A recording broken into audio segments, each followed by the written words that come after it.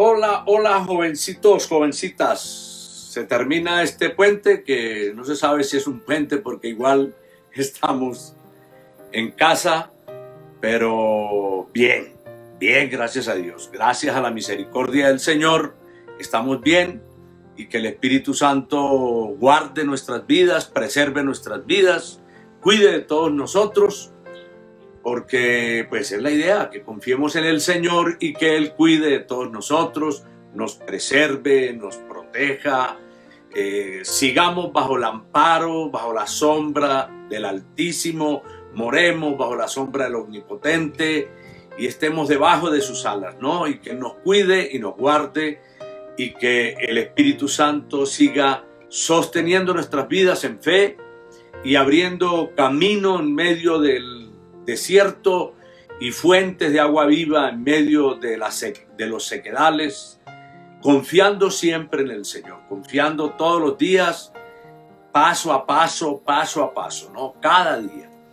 Vamos a entregarle este tiempo. Al final tenemos experiencia en el monte, tenemos el testimonio de Neida Correa y sé que el Espíritu Santo nos va a hablar a través de lo que Dios ha hecho en esta mujer y son cosas muy interesantes del Espíritu Santo. Lo voy a invitar a que oremos. Espíritu Santo, gracias por esta noche que nos regalas, por este día, por todo lo que hemos vivido este día, amado Señor. De la mano tuya, queremos seguir siempre de la mano tuya, siempre de la mano tuya. Guárdanos, visita a tu pueblo, cuídalos a todos. Esta ausencia tan prolongada de no podernos congregar, de no poder estar en la iglesia, pero igual, amado Dios, por fe hemos estado arreglando las cosas en la iglesia físicamente para que cuando retorne tu pueblo vea las cosas que tú has hecho, amado Señor. Bendícenos en tu palabra y háblanos en el nombre de Jesús. Amén. Amén.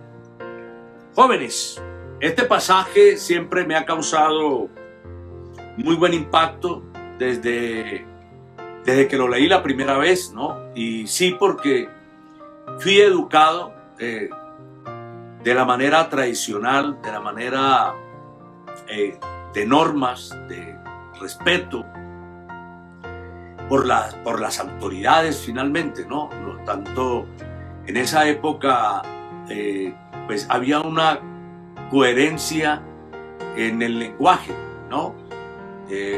Lo que pensaba tu padre, en este caso lo que pensaba mi padre en mi casa y me enseñaba, era lo mismo que hacía el profesor, ¿no? Y lo mismo que hacía el sacerdote, que en esa época pues la iglesia cristiana era mínima, pero éramos católicos y el sacerdote tenía lo mismo, ¿no? Si nosotros cometíamos una falta en el colegio, el papá no estaba en desacuerdo con el profesor, sino de acuerdo con el profesor.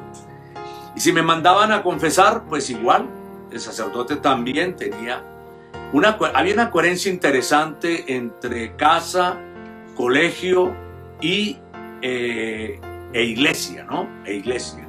Y digo coherencia porque, pues, si nos disciplinaban porque habíamos cometido algún acto, ninguno hablaba un idioma distinto, ¿no? Si yo me había portado mal en el colegio, porque había hecho de hecho un acto cualquiera, pelear con un compañero o decirle ofensas o burlarme, pues me disciplinaban y yo respetaba la disciplina del profesor. En algunos casos era, llamémoslo así, como dicen hoy, violenta. Violenta quiere decir que le daban a uno unos cocotazos y luego el papá, cuando yo llegaba, no me podía quejar de eso, porque si me quejaba me decía, estabas portándote mal en el colegio, te toma otros 2 cocotazos, ¿sí o no?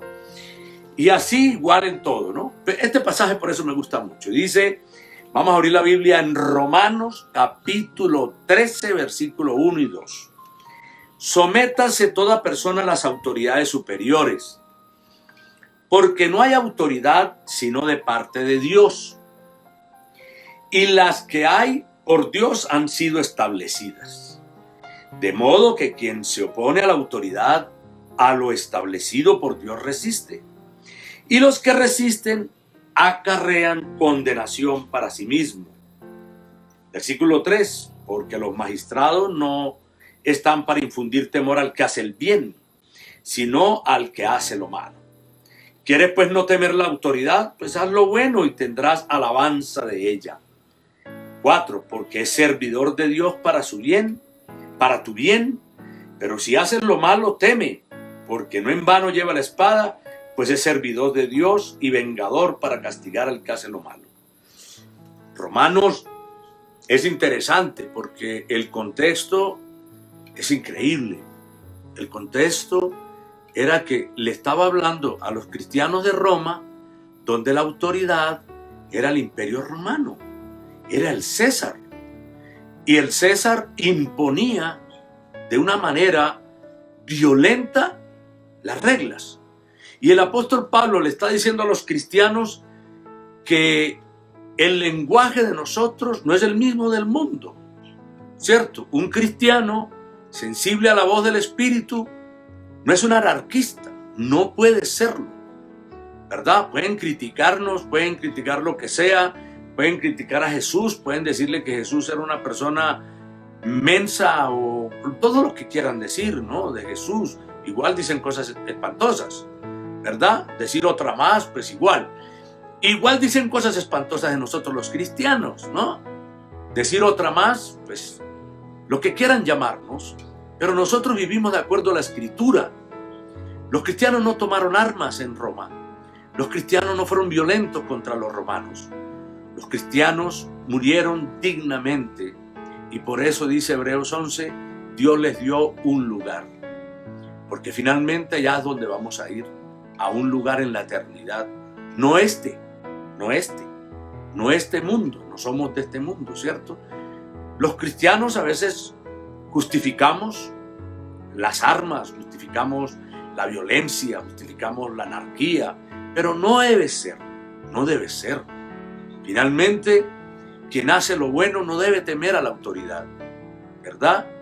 Sino que si andamos de acuerdo a la vida de Cristo, estamos acompasados con nuestro entorno social, con el respeto a las normas, con el respeto al otro, con el respeto a obedecer las autoridades. Cuando uno se caracteriza por el respeto a las autoridades, Dios lo bendice a uno, definitivamente. Y me refiero a las autoridades, es alguien que en algún momento ocupa algún lugar superior, ¿no? Por ejemplo, yo vivo en un edificio. En un edificio, pues, hay unos porteros, ¿no? Unos porteros. Yo no puedo tratar mal a los porteros. Se supone que nosotros somos dueños de la propiedad horizontal, ¿no? Pero ellos están puestos para precisamente ejercer un control, ¿no? Tienen una autoridad. Si a mí me dicen, hombre, don Manuel, no puede entrar perano de tal, no está permitido, ¿cierto? Ah, no, ¿cómo no lo vaya a entrar a mi apartamento? No, tengo que respetar las normas. ¿Verdad? Muchas veces incluso cuando llegamos a parquear en la calle, aparece un muchacho con un trapo rojo y tal. De alguna manera el muchacho está ejerciendo autoridad, ¿no? Y parquea aquí, señor. Y muchas veces los que se sienten más y tal, yo parqueo donde me da la gana, ¿no? Y después viene la grúa y te lleva y el del trapo rojo te dice, señor, yo le dije que no parqueara ahí, ¿cierto? No podemos ser anarquistas, no es la vida que realmente podemos hacer, ¿no? Estar acompasados con la autoridad es muy importante. Algunos alegarán que hay exceso en la autoridad, pero eso es un tema también que tiene la Biblia, porque dice que Dios dará, que cada uno dará cuenta a Dios, ¿no? ¿Por qué cree que las personas terminan en las cárceles o terminan muertas? ¿Verdad? Porque han hecho mal, ¿no? Si puede existir abuso de autoridad, igual, ¿no? Se impondrá. Dios nos dio unos padres, ellos son autoridad. Y la Biblia no nos da otra alternativa. La Biblia dice, honra a tu padre y a tu madre. No, pero mi papá era tal cosa, era una película, mi mamá tapapum. La Biblia dice, honra a tu padre y te irá bien todos los días de tu vida. Y ahí es donde uno muchas veces tiene que pensar, ¿y por qué es que no me ha ido bien en la vida? De pronto es porque no has honrado a tu padre y madre. Nosotros debemos aprender a ser humildes, definitivamente. a recibir dirección, a respetar y tal. Es parte de nuestra vida, ¿no? Que sea algo lo que reflejemos ahí, ¿no? En Romanos 13 es muy interesante. Ahí les dejo, ahí les dejo, para que el Espíritu Santo trabaje en nosotros. Vamos a orar porque vamos a darle el tiempo al testimonio de Neida. Padre, muchas gracias por bendecirnos esta noche. Revélanos, ayúdanos, sosténnos. Sabemos que vivimos momentos difíciles en un mundo que ya no cree en la autoridad, en un mundo que ya no cree en las normas, en los principios, pero te oramos por todo eso. Te oramos para que tú sigas metiendo tu mano. Si no te tuviéramos, pues estaríamos a expensas del derrumbe, pero tú estás con nosotros. Y bendice a los hijos, bendice a las personas que trabajan, a los jefes también, a todos como iglesia, para que cumplamos con lo que tú dices. Danos tu bendición esta noche, te lo pedimos en el nombre de Jesús. Amén. Amén. Jóvenes, los dejo en experiencia en el monte. Dios los bendiga. Descansen.